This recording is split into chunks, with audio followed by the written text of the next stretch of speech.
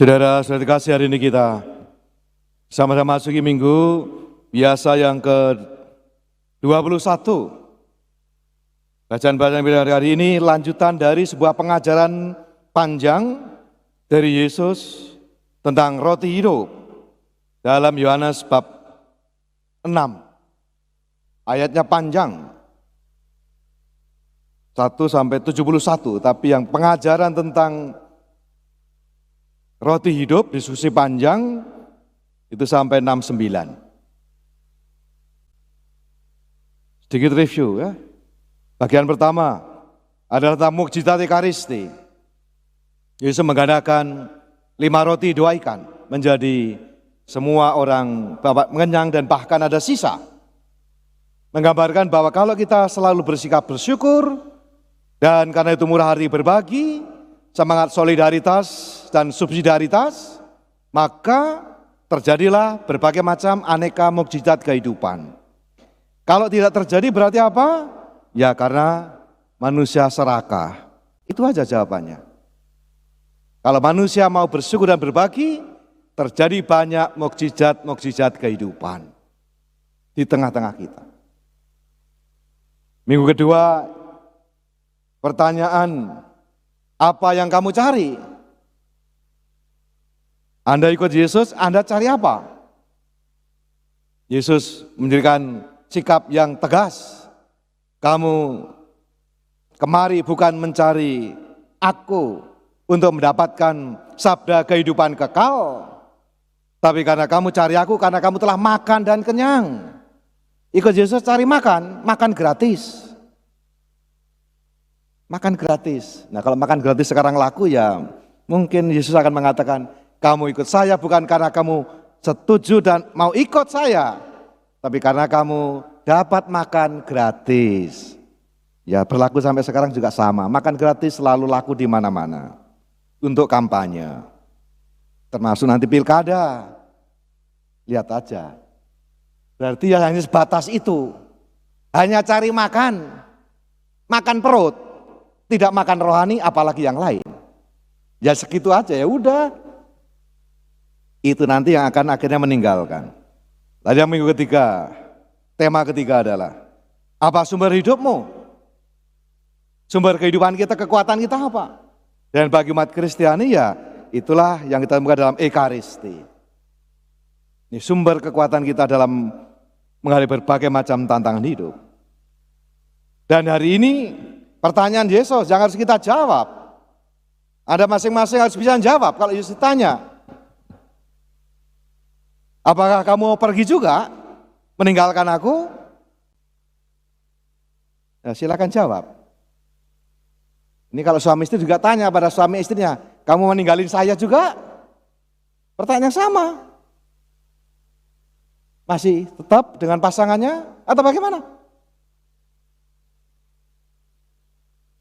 Jawaban kita, harapannya adalah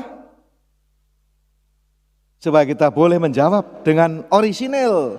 Apa jawaban kita kalau Yesus hari ini juga bertanya, apakah kalian juga nggak mau pergi juga? Perkataan ini keras, siapa sanggup mendengarkannya? Dan Yesus berkata, apakah perkataan ini mengguncangkan imanmu? Dan apakah kamu mau pergi juga? Moga-moga jawaban dari Santo Petrus ini juga masih menjadi jawaban kita. Tuhan, kepada siapakah kami pergi? Sabdamu adalah sabda hidup yang kekal. Kami telah percaya dan tahu bahwa Engkau adalah yang kudus dari Allah. Tahu dan percaya. Itu tidak selalu identik. Tahu, percaya, masih ada satu lagi. Dan melakukannya.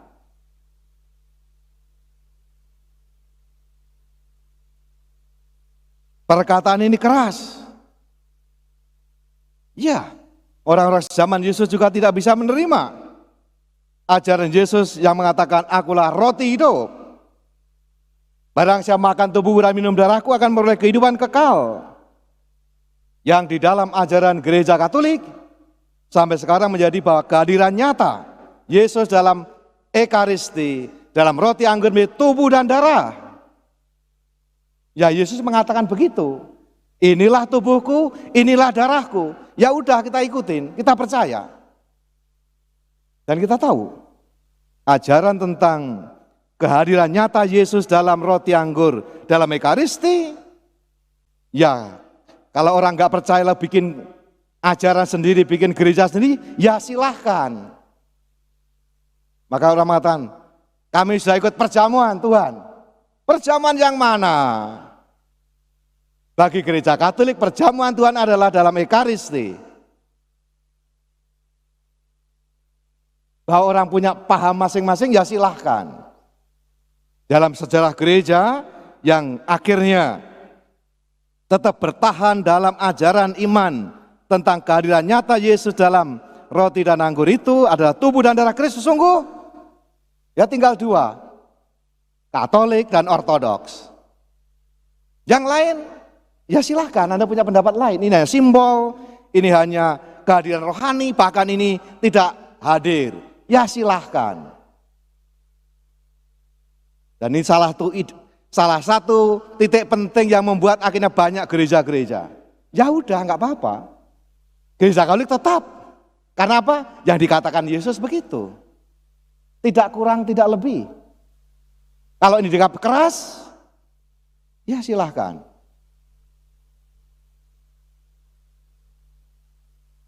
Kita juga menyadari kehadiran Yesus secara nyata istimewa dalam Ekaristi. Dan itu diajarkan Yesus dalam pengajaran panjang selama hampir 4 minggu ini. Dalam Injil Yohanes bab 6. Kita juga tahu bahwa kehadiran Tuhan banyak kesempatan dialami dalam komunio, dalam kebersamaan, di mana 2 orang atau lebih berkumpul dalam namaku, aku hadir. Kita berkumpul ini juga menghadirkan Tuhan. Kita juga menghadirkan Tuhan kalau kita mendengarkan sabdanya. Dan secara istimewa, ia hadir dalam Ekaristi. Dan setelah Ekaristi, ia hadir juga dalam tindakan kasih kita, dalam solidaritas, kepedulian, bela rasa kepada mereka yang kurang beruntung. Segala sesuatu yang kamu lakukan untuk salah satu dari saudaraku yang paling hina ini, yang paling tidak beruntung ini, kamu melakukannya untuk aku. Jadi kalau Anda melakukan tindakan-tindakan kasih, Anda menghadirkan Tuhan. Tapi yang istimewa adalah dalam Ekaristi. Dan itu menjadi keyakinan gereja sampai sekarang. Kalau ada yang meragukan dan tidak percaya, ya silahkan. Silahkan. Kita tahu juga dalam banyak kesempatan, yang paling banyak diserang adalah gereja Katolik. Karena tetap kekeh dan teguh dalam ajaran iman dan moralnya. Yang bagi zaman sekarang ini mungkin terasa aneh, terasa dan seringkali dibully, seringkali juga diolok-olok, ditertawakan dalam banyak hal. Misalnya perkawinan ya, karena ada HUP ini. Perkawinan. Ajaran gereja Katolik tentang perkawinan jelas. Monogami tak terceraikan. Monogami tak terceraikan. Hari gini masih setia. Jadi tertawakan. Apakah Anda juga mau meninggalkan itu? Prinsip ini keras ini, tegas, tidak bergeser. Perkawinan satu pria, satu wanita, itu monogami. Yang dipersatukan Tuhan tidak boleh diceraikan manusia. Prinsipnya dari situ.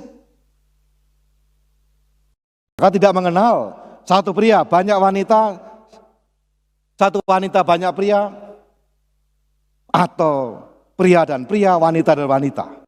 Tidak ada.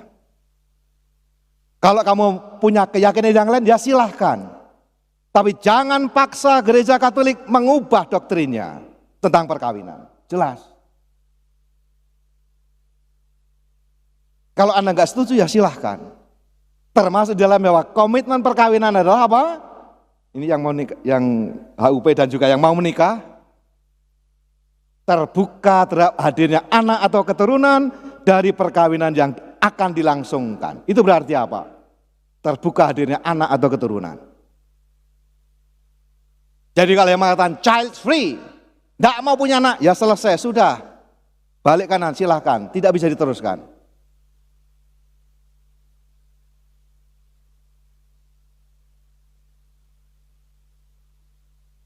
Yang lain.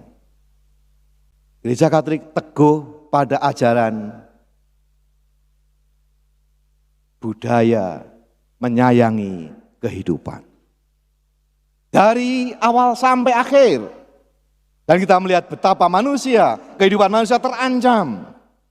Dari awal dicegah. Kalau sudah jadi, diaborsi. Kalau nanti menjadi makin rentan, makin ini, udah dietanasi aja. Dimatikan saja. Itu kan yang terjadi. Dan orang merasa berhak untuk menentukan kehidupan. Padahal dalam iman Katolik, hak prerogatif kehidupan adalah milik Tuhan. Bahwa kehidupan ini adalah milik Tuhan.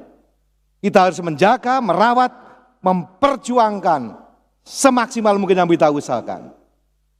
Maka disinilah gereja tetap teguh menolak yang namanya aborsi, etanasi yang serampangan. Tetap teguh. Dibully, ya inilah keyakinan kita. Gereja Katolik juga punya ajaran sosial yang kita dalami selama sedang berjalani sampai 5 tahun. Penghargaan terhadap martabat manusia.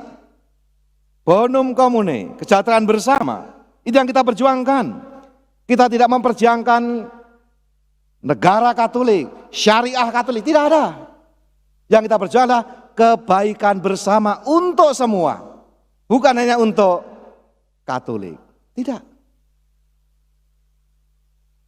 Kita memperjuangkan namanya solidaritas, bela rasa, dan subsidiaritas. Kita juga memperjuangkan yang namanya kepedulian lebih kepada mereka yang kurang beruntung. Karena apa? Justru situasinya ini harus ditolong.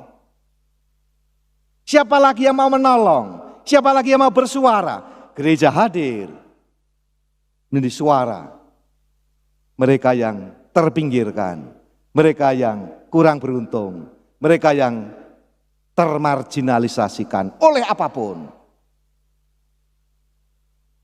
Dan yang ketiga adalah, yang terakhir kelima adalah, dan itu tegaskan dengan sangat jelas oleh Paus Fransiskus, kesadaran akan ekologi, merawat bumi, rumah kita bersama. Paus yang menegaskan perlu yang namanya pertobatan ekologis. Nah, kalau menerima pengakuan itu ya hampir enggak pernah itu. Orang yang mengaku dosa karena dosa melawan ekologi ini. Padahal itu dampaknya luar biasa. Dan setiap kali ya Bapak Ibu kalau sekarang lagi rame tentang apa? Ya judi online. Ingat, setiap tahun diperbarui janji baptis. Yang menolak apa? Tahayul, perjudian, mau online mau tidak, mau kasino aja, tetap melawan perjudian. Dan hiburan tidak sehat, tetap. Hiburan sehat boleh. Tidak ada yang melarang. Hiburan yang sehat, baik. Anda pakai liburan yang sehat perlu, keluarga perlu. Mengadakan waktu liburan bersama, baik, sehat. Tapi yang tidak boleh dalam gereja Katolik apa? Hiburan tidak sehat. Ya Anda tahu sendirilah, mau harus diajarin. Anda tahu sendiri kan, maksudnya hiburan gak sehat. Ya udah, setiap tahun loh, diingatkan. Apakah ini keras? Ya inilah sikap gereja Katolik.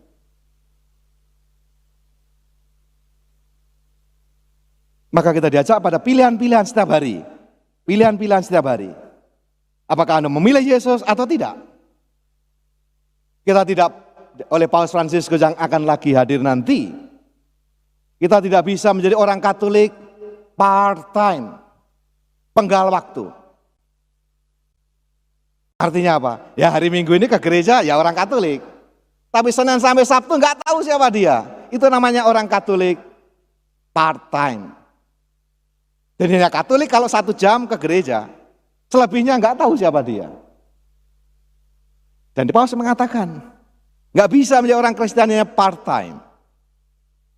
Kalau kita sungguh-sungguh menjadi murid Yesus, berarti kita sungguh menjadikan Yesus sebagai pusat hidup kita. Dan karena itu, dia tidak pernah absen dalam setiap keputusan, setiap tindakan yang kita lakukan. Mau contoh lain part-time. Ini mau bisnis. Yesus jangan ikut-ikut, ini urusan bisnis. Kamu nggak usah ikut-ikut. Iman nggak perlu kalau bisnis. Etika nggak perlu kalau bisnis. Yang penting untung. Yang lain buntung, apa peduli amat. Itu namanya part-time. Yesusnya suruh absen. Ini mau milih pasangan hidup. Yesus jangan ikut-ikut. Ini pilihan saya. Itu namanya part-time. Atau juga, ini naik jabatan dan dapat kenaikan pangkat. Yesus, jangan ikut-ikut ya. Kamu tak buang dah. Nanti mungkin kalau sudah normal pensiun saya balik lagi. Bisa begitu, itu part-time namanya. Banyak kan? Nah, apakah kita konsisten dalam pilihan-pilihan kita? Maka Paulus mengatakan, if we wish to follow Christ closely, kalau kita ingin makin dekat ikut Yesus, we cannot choose an easy and quiet life. Kita nggak bisa milih Yesus cara hidup yang mudah, gampang, enak, murah-murahan, dan tenang-tenang saja. Ajaran kekristenan yang diajarkan Yesus dalam gereja Katolik, not for sale. Bukan gampangan, bukan murahan, bukan receh, bukan kaleng-kaleng. Keras, ya keras. Dan karena itu dikatakan, it will be a demanding life, but full of joy. Bisa jadi itu sangat menantang kita semua, tetapi penuh sukacita. Ya, mari kita bertanya diri sendiri, bagaimana Anda jadi Katolik? Bagaimana itu? Ya apa boleh buat, Romo, saya lahir dari orang tua Katolik, ya otomatis saya Katolik. Oke, tapi apa Anda bertumbuh dalam iman Anda atau tidak? Bahwa Anda lahir dari keluarga Katolik, ya, tapi apakah bertumbuh atau tidak? Kalau baptis dewasa jelas, itu pilihan. Yang kedua, pertanyaannya, kenapa Anda tetap jadi Katolik itu? Apa alasan Anda? Apa pengalaman Anda? Apa keyakinan Anda? Apa kesaksian Anda? Dan apakah Anda sungguh, kalau bentar lagi kita hadir dengan Bapak Suci yang mewakili 1,3 miliar orang Katolik, Roma Katolik. Kita banyak temannya ya, meskipun cara hidupnya sangat menantang ini, banyak yang ada yang berarti apa? Ada sesuatu yang membuat kita menjadi bangga, membuat kita menjadi bahagia jadi orang Katolik. Ya saya sedih kalau orang Katolik nggak bangga itu. Lah kita kurang apa? Kurang alasan apa untuk Anda bangga? Bahwa ada masalah di mana-mana ada masalah. Maka seperti para pembaru, membarui, ayo kita perbarui kalau ada yang kurang. Dan apa artinya menjadi Katolik di konteks Indonesia yang masyarakat plural ini, masyarakat beraneka ragam ini, apa? Dan yang terakhir adalah pesan Paus yang selalu digemakan. Apakah Anda ada sukacita? Itu pertanyaan paling penting. Adakah sukacita? Ini tema sentral dari Paus Fransiskus ini. Sukacita. Untuk yang mau membahari janji berkahan, ada dokumen khusus yang berkeluarga. Amoris Laetitia. Sukacita kasih. Jadi, kalau kasih sungguh diajari dengan benar, buahnya sukacita. Nah ini yang mau membara ini, Anda ada sukacita tidak? Bukan ada masalah tidak loh. Pertanyaan, ada sukacita tidak? Kalau masalah selalu ada masalah. Tantangan selalu ada, tapi apakah ada sukacita?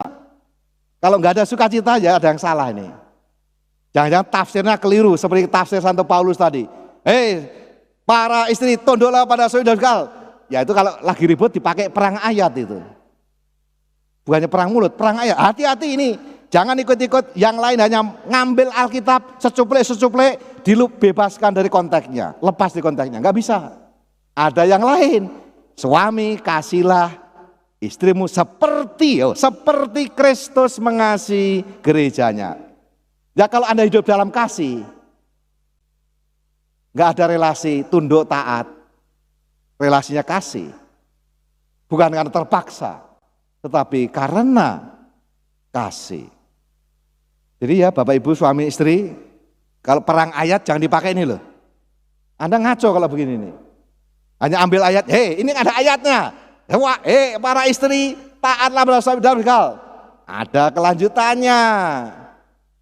Suami, kasihlah istrimu seperti Kristus mengasihi itu. Dijalankan tidak? Jalankan tidak. Jadi inilah saudara sekalian, kita diajari ini, kata-kata Yesus keras. Moga-moga itu membuat kita tertantang, dan kalau ada yang mundur, ya enggak apa-apa. Ya enggak apa-apa. Yesus juga tidak cari bolo, tidak cari banyak-banyakan massa, tidak. Mulai dari 12, sekarang 1,3 miliar, hanya orang Katolik Roma, belum yang lain yang percaya pada Yesus. Jadi lebih baik memiliki sedikit tapi berkualitas, bermutu, daripada banyak tapi enggak karuan hasilnya. Inilah Yesus. Tidak pernah mengatakan not for sale. Tidak diobral, tidak receh, tidak murah dan murahan, tidak gampangan. Semoga kita sungguh boleh mengikuti Yesus dengan tekun, setia, dan gembira.